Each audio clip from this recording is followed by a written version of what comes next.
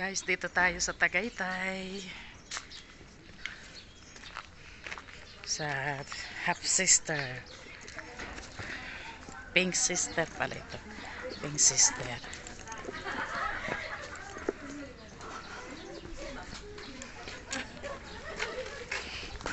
Anong balita?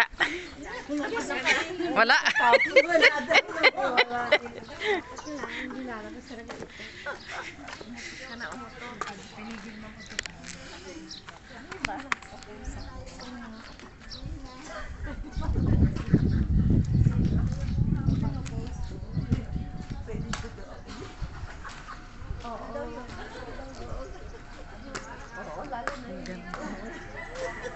Ganda dito guys.